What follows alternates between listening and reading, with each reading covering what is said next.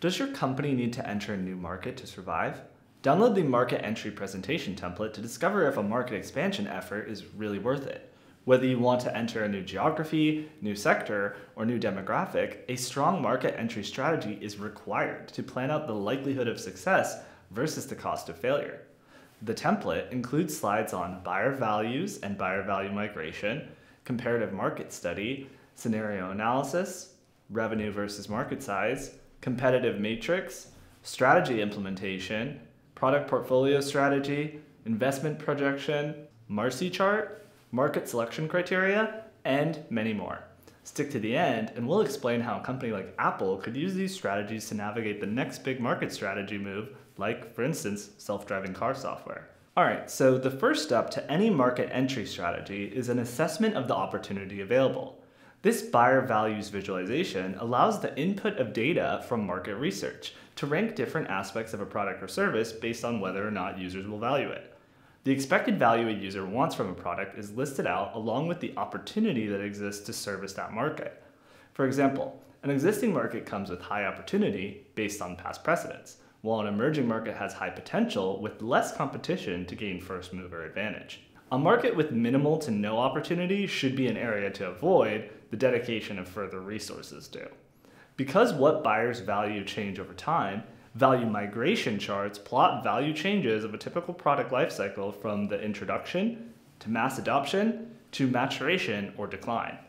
While results aren't guaranteed, it's good to use these exercises and preparations to guide your market entry strategy. Another form of analysis is a comparative market study. This slide compares a new market to the rest of the world when it comes to an emerging market.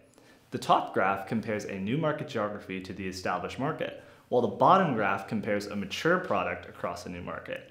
So an example of this would be if Apple were to chart its mature product, the iPhone, as it launches in a new market, like for instance in India. For the mature graph, you can plot how long it will take the new market to reach the same penetration rate as the mature market. Use both comparisons to get a benchmark of how your existing product could stand in that new market. Scenario analysis plots expansion conditions. This visualization projects the current or base scenario against favorable or setback scenarios. Since a new market or region comes with a lot of external forces, it's important to consider macroeconomic relationships, political headwinds, institutional or upcoming regulations, and regional disparity of rules. This visualization expands on the favorable scenario and tallies the individual impact of each category for the total additive impact. Because the synergy of all these favorable outcomes can be exponential, a separate data point accounts for the synergistic impact and the total market growth potential. With the same logic applied, the setback scenario can also be expanded on to tally the additive and collective impact of a failed market expansion. Ideally, you would only want to move forward with a market expansion if both the favorable and setback scenarios result in considerable growth. This visualization covers a standard 5-year projection to compare potential revenue growth of an existing or new product versus the overall market size. For example, if you look at year 5, while the overall sales reached 43 million, the new product hasn't caught up to the existing product at 13.4 million. This means the existing product line needs nurturing even as the new market is entered, so core revenues aren't jeopardized at the expense of a high potential experiment. So how could a company like Apple use these strategies to conduct their own market entry strategy?